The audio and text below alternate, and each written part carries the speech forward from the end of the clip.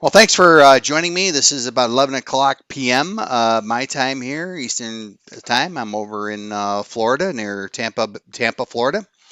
And the ambassadors, one of my favorite groups at Algorand. My brother used to be in a band. He played at the World's Fair, actually, in New York many years ago. And the name of the band was the Ambassadors. How about that? Small world. So, anyway, I want to thank you for coming here today. My name is Russ Fustino, Developer Advocate for Algorand. And what I'd like to do is start out with letting you know we're going to have a little contest here today. So if you want to take a picture of this or scan in that QR code, sign up for the developer newsletter. And at the end of the session, we'll give out a $100 Amazon gift card. You didn't know you were going to be in the running for some do re mi tonight here. So take advantage of that. It is a great newsletter. Even if you're not a developer, sign up for it because it's a weekly publication, and we show what's new on our developer portal site, and you can always forward it over to your developer friends and get them to sign up as well. So we will do that drawing toward the end of the evening. And we're going to go about an hour and a half. This is the PowerPoint deck is available. I did put the link in the question window as well. Or you can just scan in that QR code again, and you can download the PowerPoint for tonight's session if you want to follow along. So can you see that poll okay? It should be a poll that's coming up on your GoToMeeting app or your desktop. And let's see the results. Oh, it looks like we've got everybody here is less than a year, kind of 10 to maybe 20 presentations, so that's pretty good. All right, we got 60% yes. We got maybe in the future for the other 40%. This is great. All right. And let's go ahead and take a look at some common fears. I know when I first started out doing presentations over 20 years ago, this was my biggest fear. What if I do not know the answer to a question? And this is one fear that I think just goes away in time, but there's a lot of ways you can handle that. And we'll talk about this during the seminar tonight. But, the fear, I guess, is if you don't know something, then you might be considered to be viewed as someone who's not knowledgeable about the subject. And, that's a legitimate concern, but there are other ways on how to handle that. And what if I get an internet outage? This is another thing to kind of be prepared for. And it doesn't happen that often, but it does happen. And especially for me, where I live in Florida and near Tampa, the lightning capital of the world. And we're always getting like zaps and power outages and stuff like that. So this is something to consider when you're doing a presentation. And what if my demo does not work? This is another fear, right? Well, you can practice and practice and practice, but sometimes the demo guides are just not with you and something might be going wrong. So that's another typical fear. And then what if someone in the audience is monopolizing all the questions? How do you handle that? Many of the attendees really don't care for that because it's like a monologue conversation with that individual, and it doesn't feel like it's a community event. All right. I did not get one question in my session. I must have nailed it, right? Well, again, maybe you did, and well, maybe they were just not, interested. It didn't really light a fire or get them hooked. To want to know more. So that's another thing that could be a common fear. And am I improving the attendee's life in some aspect? This is something I didn't realize till I was about 10 years in over at Microsoft. I used to work for them late 90s and early 2000s. And it was one of those things that I finally realized, what? I am having an impact here on people's lives because I'm showing them the latest technology. They're learning new skills. They're learning new software to make their products better, their lives better, their careers better. And I can't tell you how many vignettes I had of folks that really improved their lifestyle as a result of going to some of these sessions. And so that's something to keep in the back of your head, because a lot of times you are actually helping people. You may not realize it, but you are. And then they can see my presentation. Can they see it? As in viewability, font size. Are the fonts big enough? Can they see my code? As in viewability again, is the font size big enough? Can they hear me? Can they see me? You know, um, what if there's an explosion behind you while presenting? That actually happened to me once. I was in Fort Lauderdale at a launch event, I think it was for Visual Studio, up there presenting with a good friend of mine, and on stage, I think it was on ASP.NET or something. Then boom, we're this big explosion. Sounded like a car crashed into the wall behind us, and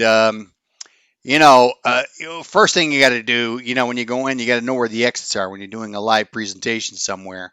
And then you got to stay calm, because, you want the attendees to stay calm. And say, okay, let's go out the exits. Let's get out of here. And then as soon as you get them squared away, just grab your laptop and get out of there too. And as we're walking out, you can actually smell the natural gas. And as it turned out, there was a gas explosion in the kitchen, and that ended the session. People were outside saying, "Yeah, we're going to do the giveaways now," and we ended up going to a local restaurant nearby, and we just continued our technology talk there. And so that was they call that the .NET Pub Club. So that was uh, here's a mug from that particular event. And that is something that hold near and dear to my heart. That was one of those things. I did presentations at these large theaters, and we had 200 to 300, 500 people in them. The Regal theaters across the country. It was part of the Microsoft Across America team. And so people would come up to me during the break. It was a 4-hour session they do, and I'd take a break halfway through. And I wouldn't get a break because I'd be getting all these questions, which was cool. But I said there got to be a better way. He says, how about if we all get together and go to a pub or a restaurant nearby, afterwards, and we could talk about technology. Be kind of a new kind of user group where there's no official presentation, but we're just talking about technology. And we actually went to an authentic pub in Sarasota. It was one of the top 10 in the country. It's called the Cock and Bull Pub. And, we had about 30, 40 people there. It was awesome. And the next day I reported it up and to my boss, and we had national funding for that throughout the entire country to do those kind of things. So networking is a big piece, right, of doing presenting, whether you're doing it online or whether you're doing it, in person. So the three steps to a successful presentation are as follows: learn, prep, and deliver. These are the three things that I just cycle through all the time in my role as a developer advocate. You got to learn the material, you have to prepare, and then you deliver. Right, and each one's got a different kind of skill set, different things that you need to do. And this is what I found that works. And I really had fun developing this particular presentation. I did like kind of a brain dump, of everything that I know that it's really helped me out over the years. And I just want to share it with you. And it's not saying it's right or wrong, but these are things that seem to have worked for me, in the past. And a lot of these make sense too when you start thinking about some of these things. And a presenter's job is to entertain, educate, and enlighten your audience. And this is something my boss told me at Microsoft when I was there years ago on that Microsoft America team, Mike O'Neill. And he said, you got to entertain because you got to keep it interesting. You can't have people snoring, in your sessions and nodding out. Um, Educate, it's very important, right? People are there to learn. And then enlighten is very interesting, right? You want them to think out of the box and really just have a light bulb go off on something that's related to what they're learning and how they can apply that maybe to what they're working on. Those are really the three E's, we call them. So let's start on the first section here on learning. So learning tips: keep track of the points that you had trouble understanding. And the reason is because if you've had trouble understanding them, there's a good chance that the people you're presenting to might have a problem understanding some of those key points. And keep track of the links and resources that helped you understand it. So when you researched it, that'll end up becoming maybe on your resource list, right? That you need in your slide deck as well. You're trying to save the pain for others. That's what it's all about. That's why folks come to these presentations. That's why folks come to these seminars, and you want to save the pain for them. You've gone through the pain, so let's share the pain that you've gone through as a presenter, so that your attendees don't have to do the same thing. And that's a beautiful thing. That's a very good feeling. This has been a very rewarding career. I've had in this developer advocate, developer evangelist role, a lot of endorphins, but really just you're helping people. That's really a good thing. Anticipate questions. All right. Why, when you're learning, what if it doesn't work like that? I got to do it some other way. Research them. Because then, guess what? If you're trying to think out of the box where you're learning, some of your attendees might be thinking about those other questions as well. And so it helps prepare you a little bit better when you're going through your learning. And then if you're showing code or demos, most of you will be doing that. I like to get that to work first, even before I start doing the deck, the PowerPoint. And the worst case is you have a session of demos, and there's nothing wrong with that. There's a lot of schools of thought you don't really need PowerPoint sometimes when you're doing coding workshops. And there might be something to that. I know one time I was up in Portland, Maine, and the power went out all afternoon. And I did a session there with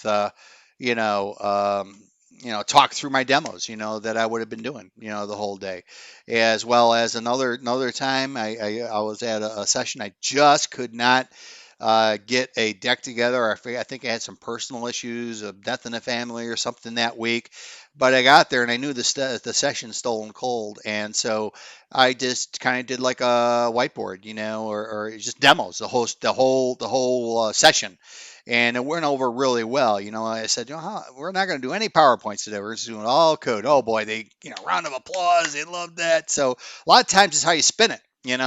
That's it. You don't say, "Oh, listen, I didn't have time to do slides. We're going to do code instead." But you got to spin it positive. Create a list of items to learn, and then this may evolve to be your agenda. And building your session as you learn. Once again, and as far as the demos go, it's to me sometimes it's easier to build a PowerPoint based on what I've learned doing the demos, doing the code, and it makes more sense to me to do it that way rather than to try to do a PowerPoint and say, oh gee, what can I show for this? Well, it's a lot easier to start working with the code first. I think is what I found generally. It's better to show more demos a lot of times in PowerPoints. Keep the interest up. Build a full demo script to practice. And by a full demo script, I mean something like one of our tutorials. If you go out to our site, you can see, some really great examples of tutorials. And I'm good. I'm very, very big on repurposing content. What you're doing here is, number one, you're going to be creating a demo script, which can be used as a tutorial. And you're taking really copious notes, which could be turned into a blog. Now I've got a PowerPoint that I'm going to do, and I'm going to deliver this session, and I can record that session. Now I've got video content. So everybody learns differently. So it's very important to create all different kinds of learning vehicles, whether they're, some people like step by step and lab exercises or tutorials. Some people learn better by just doing code. Some people learn better by, watching a video. So it all depends. And what you're doing here is you're building your arsenal, with all those different types of content. A very important thing is to build a cheat sheet for your presentation. So the big step-by-step tutorials are great when you're first going through it the first few times. You got step by step, but you don't want to be flipping through like 30 pages up on stage next to your PC to deliver, your demos. It gets to a point where you know the key things. So a cheat sheet is really what I like to do. Also, prepare extra demos in case you get done early. Then you got some bonus demos to deliver. Make use of the time that you got there. This is an example of a cheat sheet. I did a session last week at Code Palooza, which really gave me hope, by the way, in online events. It was really great. They had a really nice setup with, you go to a speaker lounge, you get to talk to, your peers in the industry, just like you're there in person with video. It was awesome. It was really cool. And they had, happenstance meetups where you say, okay, I just want to meet somebody, and you go in there and somebody else will go in there and you hook up and you start talking and shit, just like you're running into somebody in the hallway, at a real event. So I really gave that a good heads thumbs up, in terms of what they were doing there.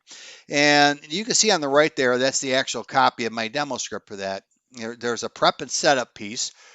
So those are all the things that I need to do before I actually, deliver a session. I got to start services up. I got to bring up my nodes. I've got to open up links in my browser. I'm going to be showing people. Bring up Postman. Bring up VS Code with just the codes that I'm going to be showing.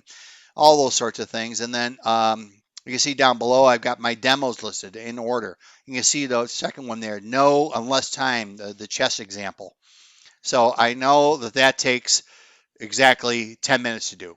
And if I got 10 minutes left over at the end, I will do that. But there's other way because it is pretty cool demo. But I want to make sure I get the core set of demos in. And if I got extra time, then I will do that. So these are the kinds of things you think of right away because who knows what's going to happen with your time. Like I say, you can have a practice down and you have it kind of all your timing down, but then you get these glitches that chew up time. So you got to prepare for that. Is what I'm saying. Now, demo tips. I always love to do my sexiest demo first, and do your second sexiest demo last. Now, you can't always do that because sometimes there's a chronological order to your demos. But if you have the option, the sequence of your demos, do it that way. Because think about it: when you go buy a house, what do you remember? You remember the first house you looked at out of like 10 houses and the last house, right? Very rarely do you remember the homes that you looked at in the middle. That same thing here. When people leave this session, they're going to realize, hey, there is something that I remember from this thing, and that was that first demo you did. It was awesome. So when referencing your demos in the sessions, try not to mention the ones that you maybe skip. So I don't mention like that chess example, for example. And here's a very important point, and I made it in bold. Never ever say what you're not going to show.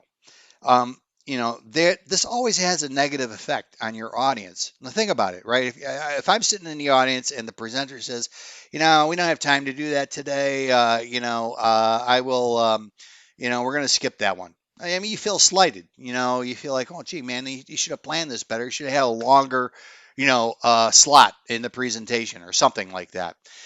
So you got to think about that. And, you're the only person who knows that at that point.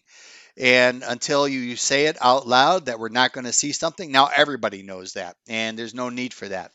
The same goes for slides. If have slides and you need to skip over a slide due to time constraints, just bring up the next slide and don't say anything. Just, hit next, boom, boom.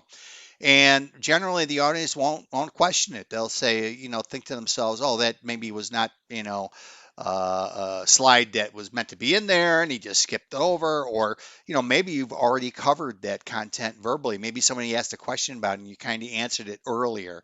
And if that's the case, boom, job done. You don't have to do that slide. Save yourself a minute or two.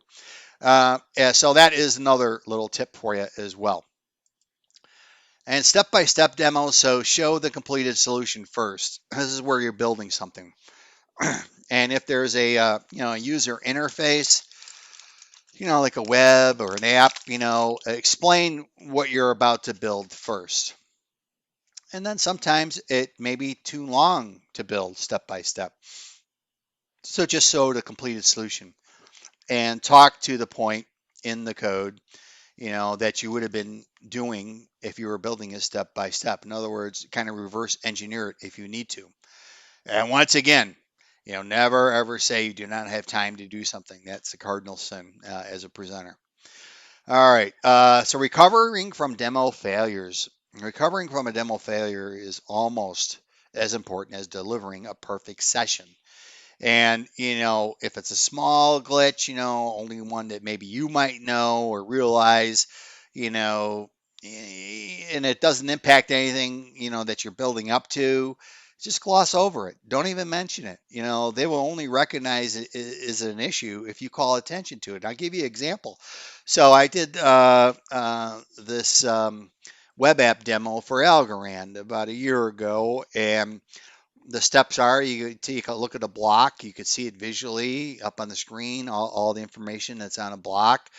Then you create a new account, and that worked fine. Then you get the account details, and then you know you go out and fund the account. So they got some money to do. Then you recover the account. That all worked, and then the next step is to do a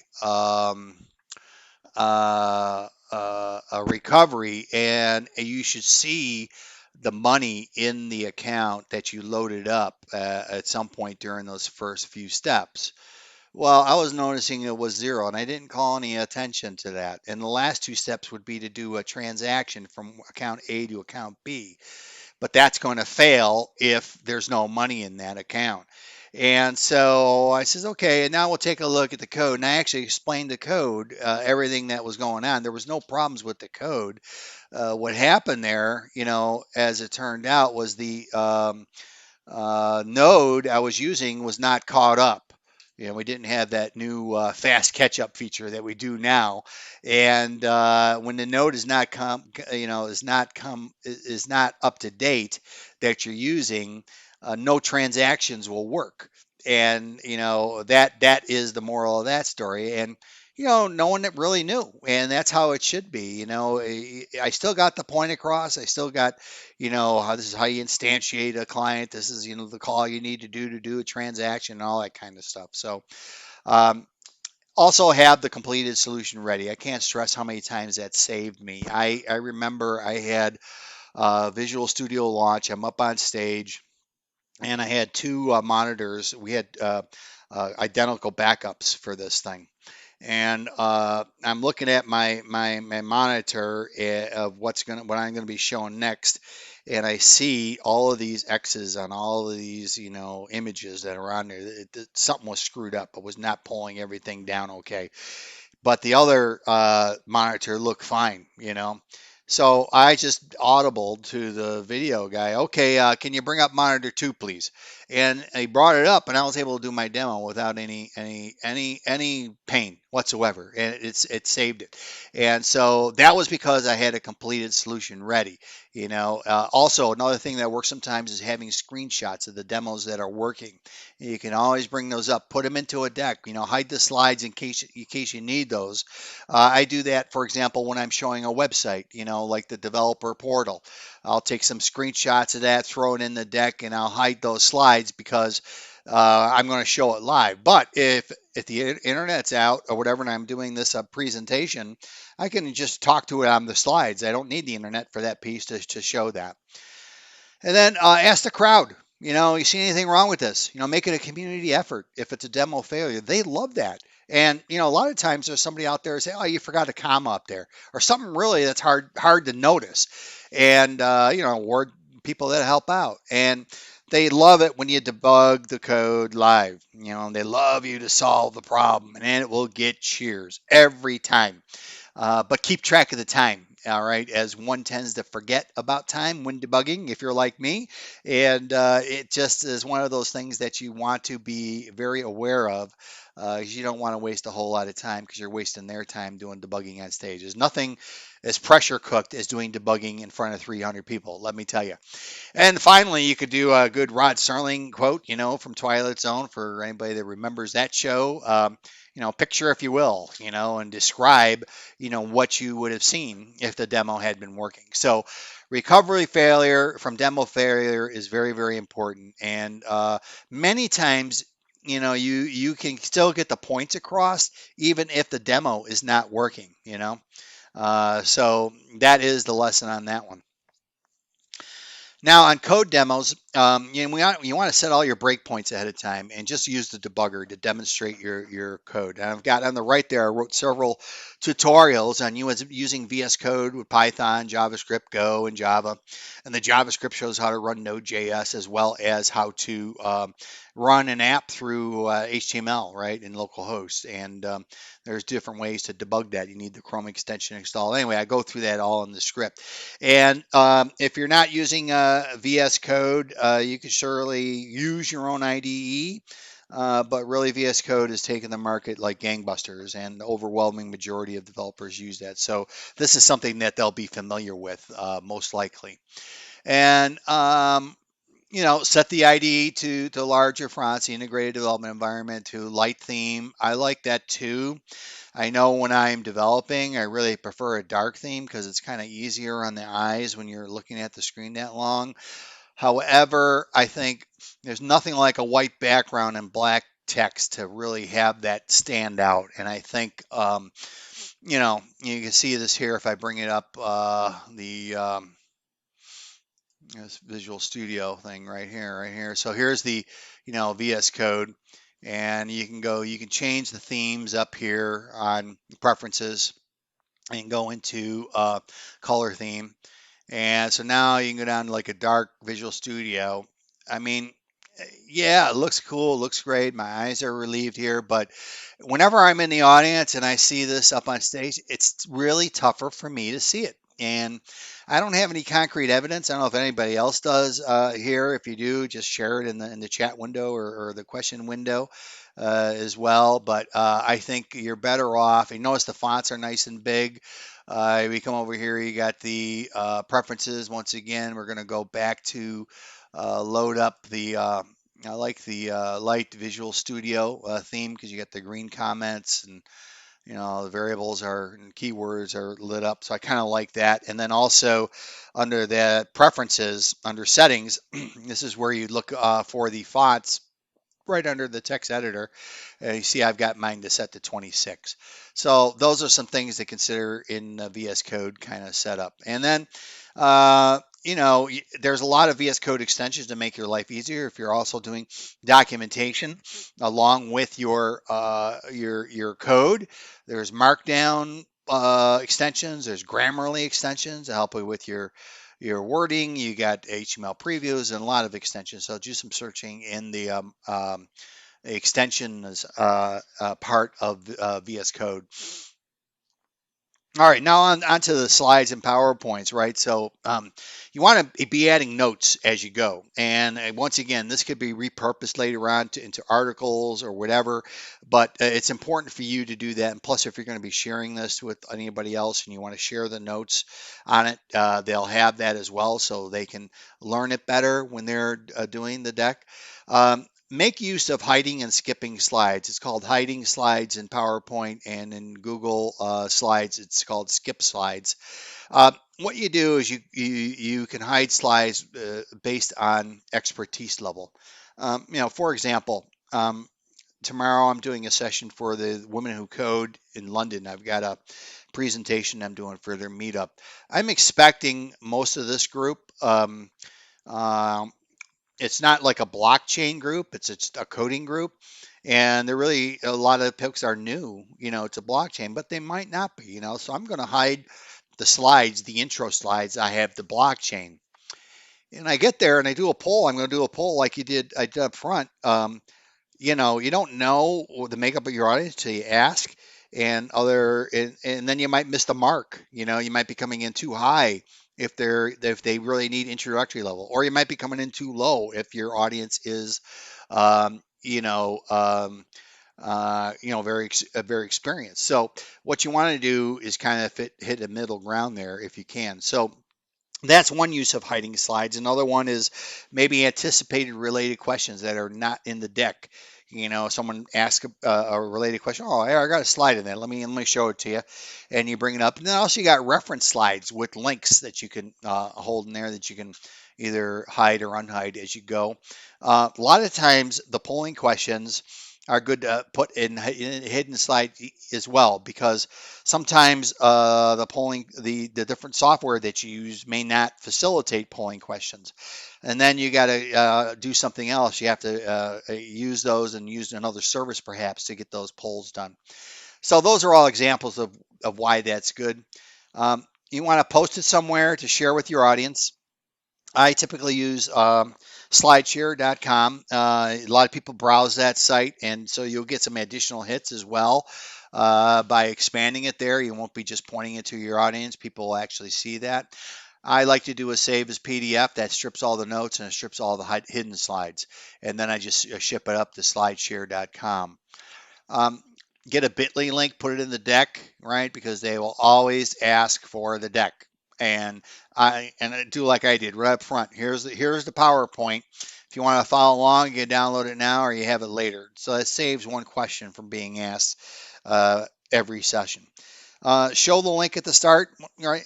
Like I just said, and you can save it as well as a PDF and use that, if you will, to share it. And on this slide, I actually just learned this 2 weeks ago. And I used to work for Microsoft. And the thing is, I started using a Mac maybe a couple years ago. And PowerPoint in the Mac behaves a little bit differently than PowerPoint on Windows, in that when you do a presentation, it automatically takes up the full screen and puts your notes on the other screen, which is good in a live setting. That's perfectly fine. That's how you want to do it. But in a online setting, it's horrible, because then I cannot see the dashboard. I can't see the attendees list, the questions, all the stuff that's happening on my second monitor. I cannot see, because that's where, either my notes are there or the presentation there. So there's an option there to browse by individual window. And that's what you're seeing here is an individual window with this presentation. If you're using the slides, there's another option under Present. Presenter view presents the audience Q&A and view speaker notes. So you have that in a little separate window that comes out. So that's another nice thing to use. Use screenshots in your slide, right? Screenshots, a picture's worth 1,000 words. Take a screenshot of websites you're going to be showing, like I mentioned. In case there's an internet problem, get it, maybe close-ups of VS Code in your demos, on the slides. If you're building tutorials, you can put steps in there, step numbers as well. These are some of the tools I use. These are not necessarily, the best tools perhaps, but I love them. Snagit by TechSmith for doing screenshots. I don't know if anybody here has ever used that, but boy, I tell you, I use that every day. Every day I use Snagit. And then there's Camtasia by TechSmith. That's for recording a webinar. And then also, you can record even if the webinar is being recorded, right? So you have a local copy of that you can edit. You don't have to rely on, the folks that are running the meetup to get you a link to the video, that was recorded. And plus, you like to edit it up anyway. And see if you're going to post something, you want to take all the, any bugs out of there, any mistakes, and clean it up. So that's a really good thing, and I'll show you that too right now. So let's take a look at Snagit first of all. So with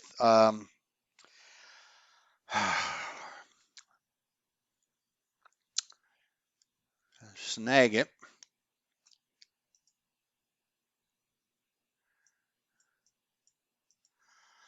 there is a way I can do a snapshot of any screen. I've got some hotkeys set up. So I'll go ahead and do a screenshot here on this slide right here. Now it's going to come up in my tool here. This is the Snagit editor. So not only does it do a screen capture, then it loads it into this really nice editor. So you can do things typically, a lot of times I might do like a little highlight square or circle around things. There is a highlighter as well. So right here, so I can just, do some highlighting. If you have very sensitive information, maybe an account number or something on there, and you want to blur it out, you can blur it out. You know, a lot of different blur options here that you can utilize. Also, you've got other editing, you know, traditional editing capabilities like cropping. All right, go ahead and crop that up. Also, let's say you're building a tutorial, you want to put steps on. So here we go. There's step one, step two, step three. You know, really makes it easy, you know. And then also down here, you can resize the image very easily. You can see you can have it locked or unlocked. So you can make it like maybe 1,000 here. Um, and resize that so now it'll make it bigger, and then you have you know, you can zoom in and out with this as well. And then when you go to a file save as, it's a converter, right? You can save it in any one of many formats: ping, JPEG, TIFF, GIF, bitmap, and PDF. So a lot of very useful tools. So maybe you can see why I use this so much, because boy, it's great when you're building slides.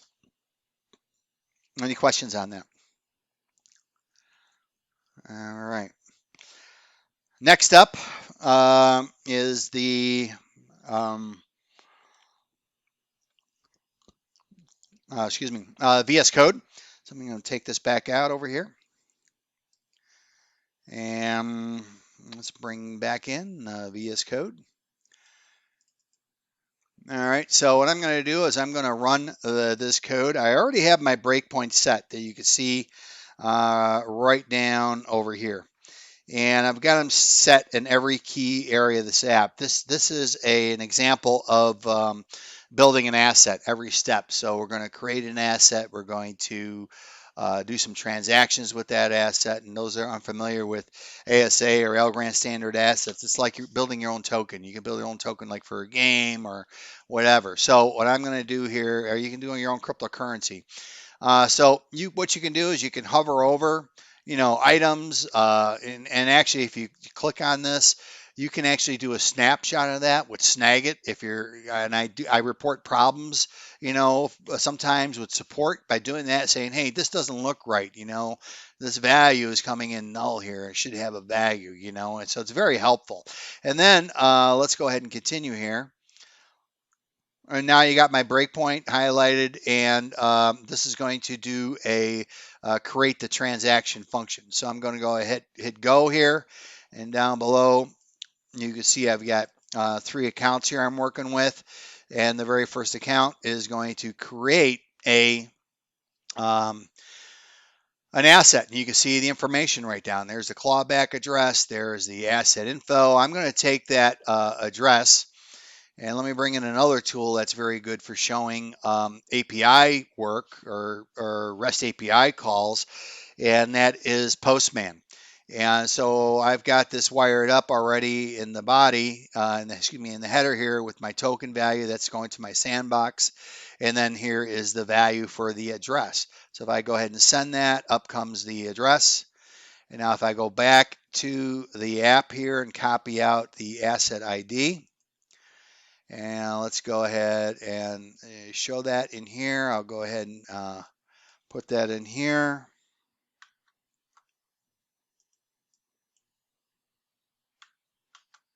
All right, and there is the first asset, and this here is the holding part of the asset. So when you hold this particular asset, you have the amount, right? This is the creator account, and it shows you who the creator account is and whether the account is frozen or not. The actual asset is defined on the creator account. Here's the same information we saw in the debugger, you know, printed out with messages below. Sometimes it's a little bit easier to read. You know, it's nice and color coded and everything. So there's a lot of things you can do here to make your experience better when you're showing code in the IDE. And then you just continue on to the next step, and you say, okay, that was making the asset. The next one here we're going to do is we're going to configure this asset, and by doing so, we're going to change the one of the roles here, and we're going to actually here we're going to be opting in. We're going to be making a transfer, opting in with 0 to account 3. And so then you go ahead and hit run again, and then use meaningful displays in your output down below. And that's kind of the idea there.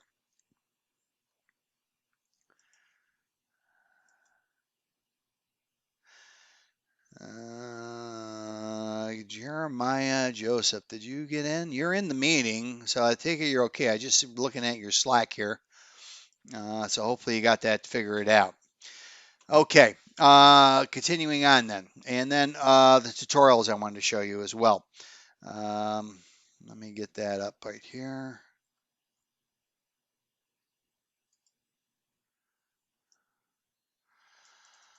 All right, so the tutorials, this is creating an asset using Python on this one. Who's that good looking guy there? I don't know. All right, and then this is tells you all the prerequisites that you need. And these are the additional, the sequence that you need of each of these as well. And then again, optional Postman, using VS Code with Python. Background, describes it. And then this is the important part, right? The step by step. All right, this is where you want to instantiate the wrapper. Next step, recover, define, print accounts. We're going to do that. Then you got step 3 here coming in, which is, define, create asset transaction parameters, and so forth. So that's a good way to build your demo script, is kind of in that fashion. And then you can submit it to DevAms and get some money for it too by building a tutorial. So you're killing two birds with one stone on that. All right, so let's pop back out here and continue on now with the prep part of the session. So far, so good. I'm going to try to mute y'all. So if you want to stay muted, stay muted. Otherwise, mute yourself and you can just speak right up if you got a question. All right. Okay. Part 2 now. Get into this. So practice makes perfect. My mom always used to say it was one of her favorite sayings, and I took it to heart. Do a dry run. I should make this big font, bold. This is really important. Try to do it with someone. Or if you can't find someone to do it with, your husband or wife or your girlfriend or boyfriend or your kids or whatever, even in front of a mirror, you know. Another idea is maybe to record it and then you could play it back as well. And boy, you'll be surprised at all the ums and uhs and little glitches and where you're fumbling. The goal here is you want to minimize the attendees' time.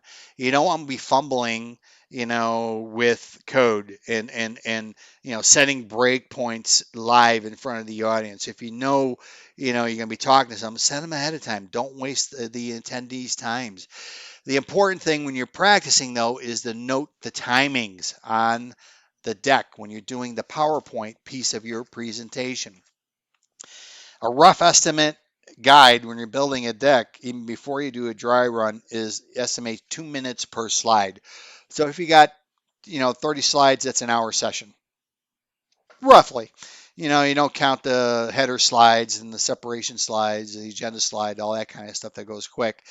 But that just gives you a rough idea. And also very important, keep track of how much time each demo takes. So on your demo script, at the start of the demo, you write the start time. When you get done doing the last step, you write the end time.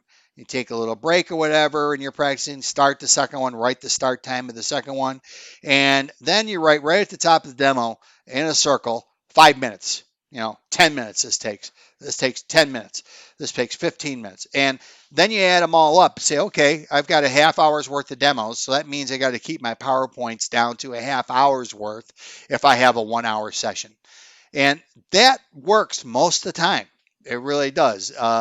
The big variable is the demos, right? That has the most fluctuation because that has, the most likelihood of it maybe not going as planned. Little bugs or snags or whatever happens, and that is something that you want to be careful of.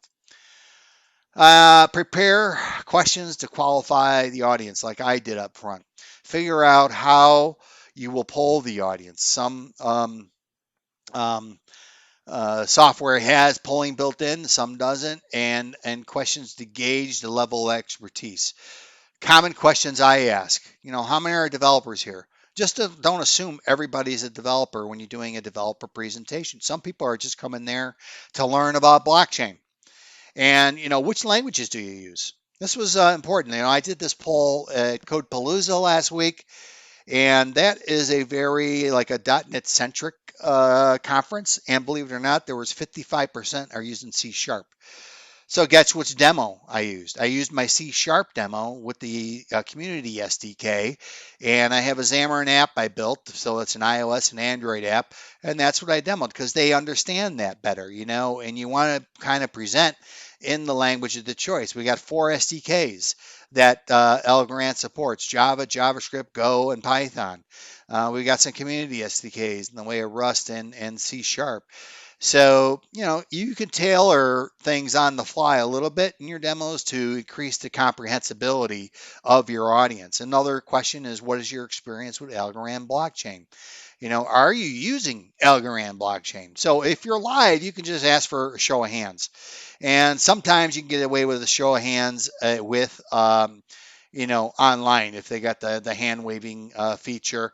But really, if you're online, what you really want to do is do a poll that's built in. And you see there's the poll questions that I asked up front, right there circled on the right. And I did this with a Snagit. So, you may need to ask for co-host permissions maybe a day ahead of time, like for Zoom to be able to do it in Zoom. So those are a couple things to consider. If the hosting software, the video conferencing software, does not have a polling service, there's a few other polling options. The one I like is the Slido one, and that's very easy to create on the fly, quick polls. And so that brings us to the pain points before the agenda. This is a very important piece. What you got to try to do is I try to put myself in the audience. What are they thinking? Why should they care about what you're about to speak on? This is very powerful. So what? Sometimes when I do a demo, I say in my head to myself, so what?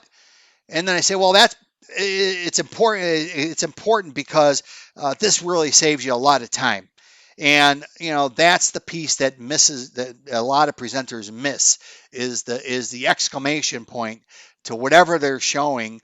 Get done with your demo, and to yourself you say, so what? And then you answer it out loud.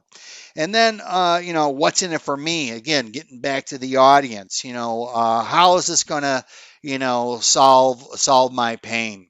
And that's really what it's all about. You want them on board, with you.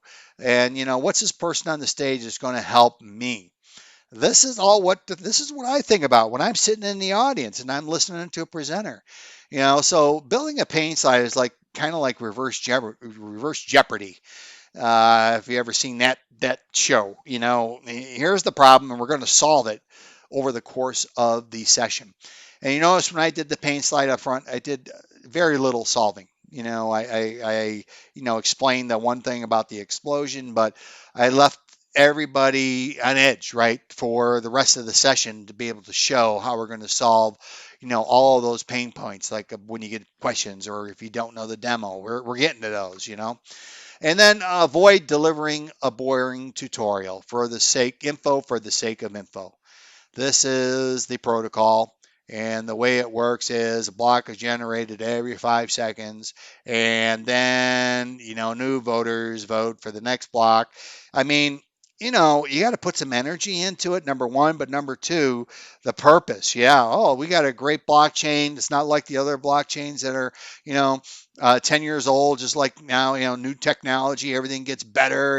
And these are blazing fast. Before it used to take 10 minutes to burn a block, and a lot of wasteful electricity. Ours is very green. You can run it on a Raspberry Pi, and guess what? It only takes 5 seconds, which really lights it up for, point of sale transactions. So now you're putting some meaningful information about why they should care about this, as opposed to just doing a step by step, boring thing. So you should see heads nodding. You should know you have their attention, or comments in the chat window, or let me check the chat window. I haven't checked that lately. There it is. Okay. Feel free to use the chat window. I know it's not available. I think someone told me on the Android mobile app, but it is on the iPhone app or desktop. So feel free to chat away in the chat window. I got it open now, so I'll see that. And then also, I've got the question queue opened up too, so I can see that as well as you're doing stuff. So pain points are very important. So whether in person or online, your audience needs to feel the pain. And how did I do this flying list, you might ask? Well, another little PowerPoint tip in case you don't know this, but basically you just select everything, go to animations, go to fly in, and then down here under timing, you just click on start on click, and boom, that's done. And then now each one of those will come in one at a time. I like to use that on the pain slide, or any slide where you want them to pay attention to one point at a time. I don't use this on every slide because it gets a little your stomach is queasy looking at this too many times in a row with the fly-ins. So be selective when you use it. I always use it on the pain slide. Sometimes when I'm doing a summary or whatever, do it that way. But basically, what I'm showing here on this slide is the agenda and summary slides that you put in. I just use the same slide, except one slide says agenda and the other one says summary. All right. So the agenda slide provides a roadmap for the session, and they will know approximately where you are and how much time you have left. For example, right now it is 11:58 my time, so we got another like half hour to go. I know myself. My timing is right on. This is going to be great. The attendee also knows, yeah, we're getting through. He's already in the middle section. Kind of on time. So otherwise, it relaxes the attendee. Otherwise, the attendee is thinking, man, is this guy going to finish? I mean, where is he? How much more has he got to go? I don't know what he's going to do next, that sort of thing. So it really pays off to put that agenda slide up front. And again, I do that after the pain point slide. All right, you got to build a resources slide as well, website tutorials, things that you used when you were learning. Call to action is always very important. Maybe a homework assignment. All right, you should do this tutorial when you get done doing this session. This is a call to action example. Sign up for the developer newsletter. For those that signed in late, go out to this site right here, this newsletter site, and uh, subscribe, and you'll be in the drawing for an Amazon gift card at the end of the session. And maybe when you're getting started, this is the link that you want to go to. So 2 links, right? Call to action for, developers, and you can show that. The polling questions, like I mentioned, there is a pretty cool Slido right over here. Bring this up. So let's go ahead and log in, and then you can see I've got a poll, right, that I started here, and then you can create these very, very easily. Let's do a quick event. It's going to give you this, so you can copy and paste this onto a slide for your attendees. There's a built-in QR code, or they can just go to the website and put in this hash code number, and this is how you create your slide. So you do multiple choice or open text, quiz, rating. So this is question 1, or say okay, answer 1, 2, and so forth. You can if it want multiple selections, you can do that as well, and then save it. All right, and then you can launch this poll right here. So now it's not showing anything, but if you were to scan that in on your phone, and do the question, you would see the results coming back right here. I mean, how easy is that? There's really no excuse for not polling your audience, when you got tools like this that you can use. All right, then let's get into the deliver part, right? So learn, prep, and deliver. Any questions at all at this point? You can feel free to pop them in the chat window too, if you got that, or up on top on the answers. Okay, let's continue here. Getting leads, right? When you present for a meetup or a company, and they have the attendee list, many times they're not legally allowed due to all the privacy laws now to give you the contact information. So if you want the leads, maybe you got a consulting company or something like that, run a giveaway and collect your leads.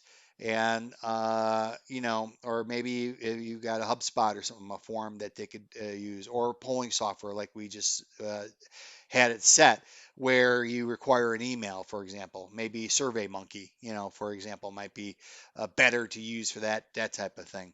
And again, use a prize to entice the entry. So that's a little bit of ways you can build your community and build your list and build your contacts.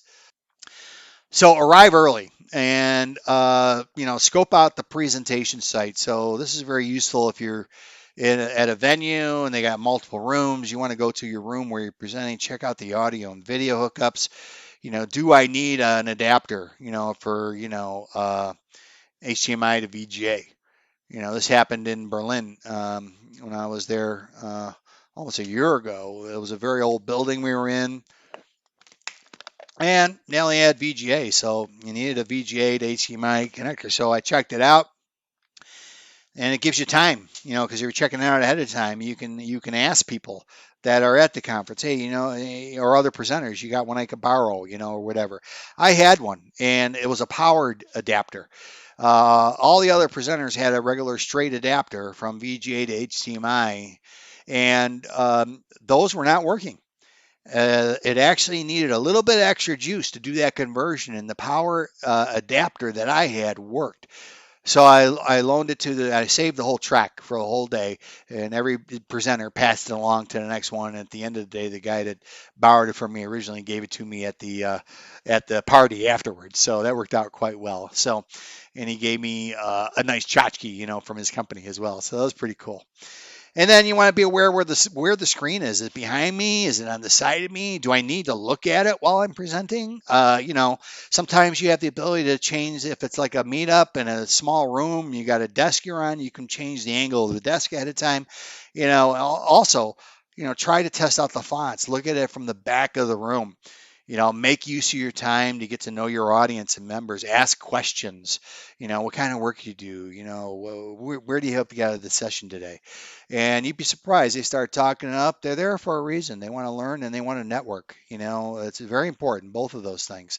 And same thing, try to arrive early if you're doing an online thing. You get all your audio, video working. And you know what? I forgot one thing here. Put it on. There we go. I actually have a light that shines down on my face here. So now you should see me look a little bit better. And I'll talk about that in a second here. So start on time. It's their time you're wasting if it's late. It's not just one person's time, but it's each person's time collectively. This shows respect. Set a timer like on your phone or something for 5 or 10 minutes from the end of the session. So you get a clue on that. Sometimes the time gets away from you. And what do you do if there's just a handful of folks in your room? Well, that's where I like to personalize it. If you only got maybe a dozen folks or so in your room, have everybody go around and introduce themselves. Make it a very social kind of event, social kind of an event.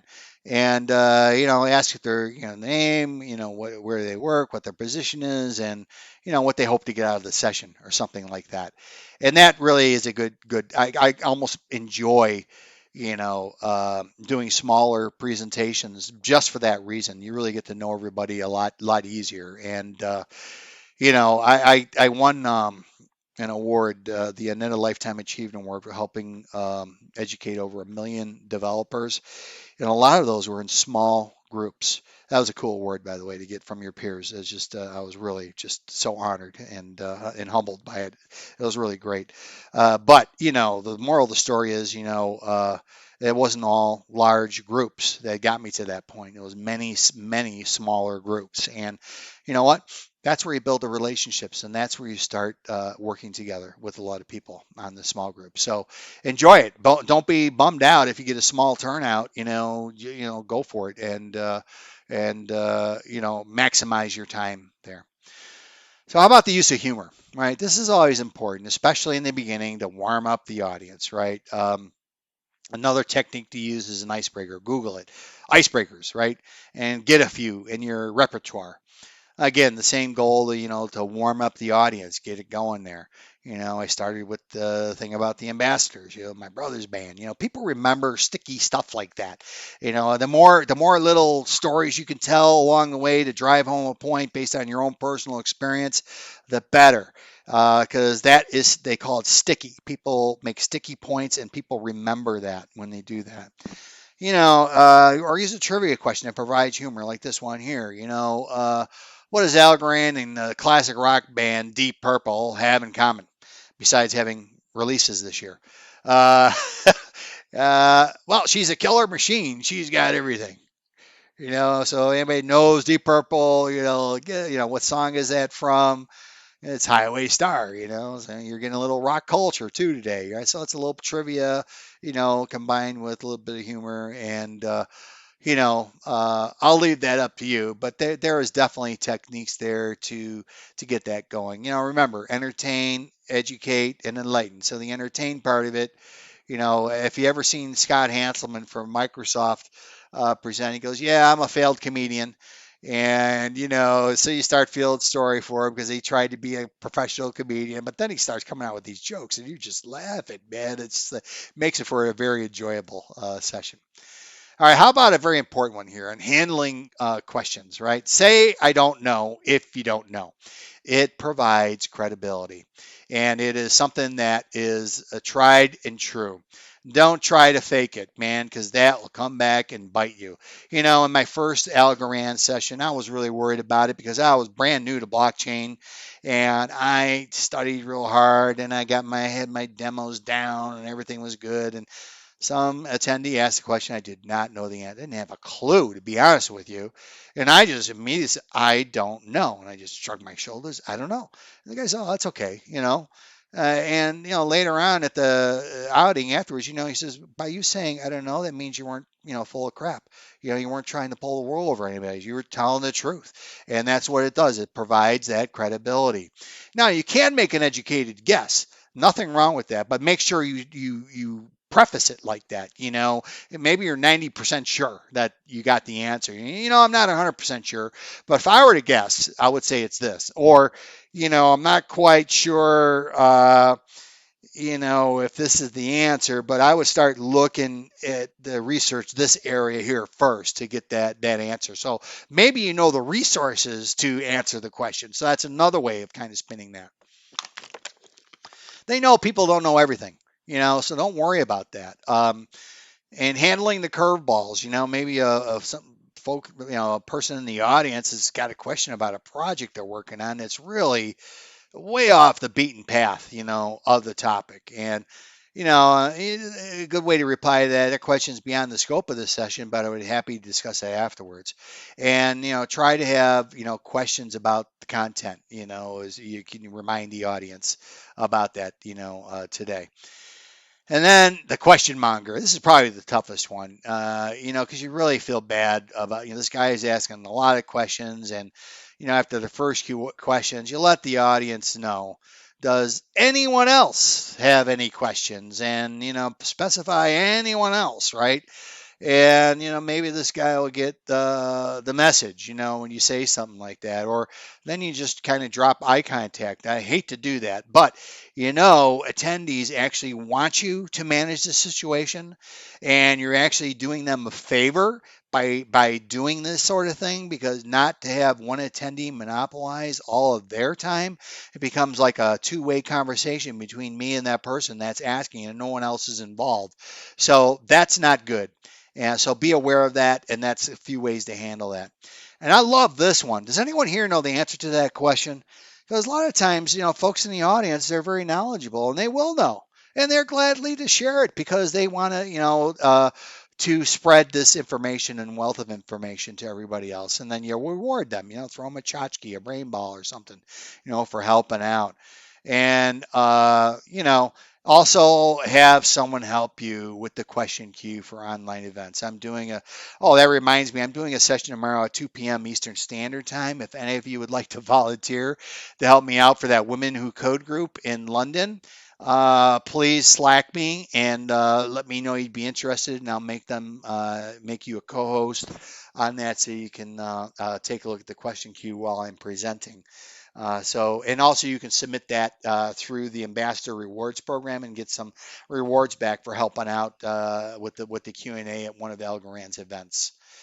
It's your responsibility to manage question control. That's it in a nutshell.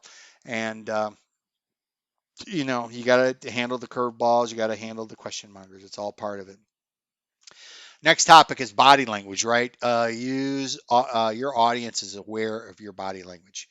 I don't know if you've ever noticed this, but if your arms are folded close, you are closed and boring. If your arms are up and moving and you're open, you're engaging, but don't overuse it. Maybe about 25% of the time is a good rule of thumb. No movement on the bottom half of the body. So this is all upper half, and it really helps sometimes the energy level when you're doing stuff like that. And how about eyes? Look into the eyes. Now, I just got a laptop riser, which lifts my laptop up about 4 or 5 inches, and now I'm staring dead into the webcam camera.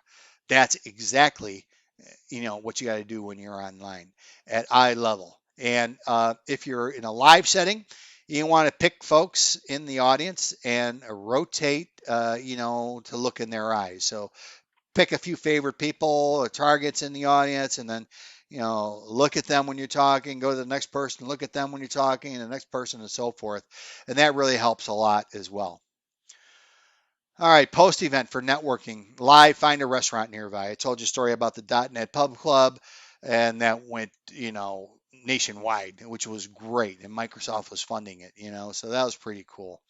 And because that's really where all the networking happens. It really does. And so if you have a live event, we'll get there eventually again, having live events. I know this COVID-19 has really thrown a loop on live sessions. But at some point we'll get a vaccine. We'll get back to it won't be normal anymore. There'll always be the need for online events. A lot of people are finding it's reasonable and it's easy to do, a lot less cost. So, but there is value. The networking hasn't been met yet in an online form, in my opinion. The last session I went to was very, very close in getting that to be better. So networking is important, right? Folks come to those events to both network and get their questions answered. A lot of resources in the way of LinkedIn Learning, Pluralsight, Udemy. Just do a search on presentation skills. Plenty out there on that. Now here's your call to action. Research these things: body language, research, presentation jokes, research trivia questions. My team meeting every morning at Algorand, we do an icebreaker. This morning's icebreaker was, how do you like to cook your hot dog and what do you like on it? Right. So I started telling the story about when I was growing up. There was this hot dog stand in my hometown, had the best hot dogs, Salem hot dogs or Wardinski's, and charcoal brown, charcoal grilled, and put ketchup, a little bit of onions on it. It was great, and everybody gives their status, and they do the icebreaker. So you get to know more about people, with that too as well. Research presentation skills. There's a lot more to learn. So once again, if you have not done this yet, please do sign up for the newsletter. We're going to do a drawing in a couple minutes here and get you on your way. This is a $100 Amazon gift card in the session. If you go out to developer.algorand.org, there's a little in the footer. There's a big white thing here for the newsletter, and so go ahead and put your name and email in there, and then I'll check my email right before we close, and I'll do a drawing for a $100 Amazon gift card. So this is the light ring I'm talking about. I got the one up on top. It comes with a tripod, or you can have it on a desktop. But you really what you want to do is you kind of want to have it right above the main presentation screen that you're using. And this one in the bottom is nice. It's got both a webcam and the light around it. So that's got both things into one. I'm not sure if you got glasses, if you'll see a reflection there or what, but I think uh, it's worth looking into, and those are all on Amazon. And also, how do I create QR codes and shorten addresses? So this site right here, the top is how you do it. All you got to do is paste in the website, and then it generates the QR code. And then Bitly, that is where you would take the URL that you got from the first one and then paste it in here, and then you'll get your short link, and that's what you can use on your slide deck. This is slideshare.net, where I put this session here tonight. We got 22 views already. That's pretty good. It's been my pleasure to provide this information to you. Again, I did this really from my heart, and hopefully you will benefit from that in terms of it just really felt good to get this all organized into a presentation. It's something I've been wanting to do for a while. I've done this in the past, these presentation tips and trick sessions, but it's been a long time. It's been maybe 10 years since I couldn't even find the deck the last time I did it. That's how long ago it was. So this is all built from scratch, and really everything I was thinking of, man, I was putting in the deck, and hopefully you got a lot out of this session. So we covered learning, a lot of things as part of the learning process. I really am acutely aware of the questions I come up with and the resources that I'm using to understand sessions. That goes a long way. And really deliver your session, and you've got to do dry runs. Absolutely, positively. You'll be surprised. You do a dry run, and man, you're fumbling around, you're doing stuff, your demos and all that. I mean, it really helps out immensely. You get a lot of the bugs out of your session before you do the presentation. And then delivering a lot of tips there, everything from font size, making sure your audience can see it, the light screen on the background for coding. You've got, eye contact, body language, really delivering a session to knock the socks off of these folks that you're presenting to. That's your goal. You really want them, leaving wanting to learn more, and do that kind of stuff.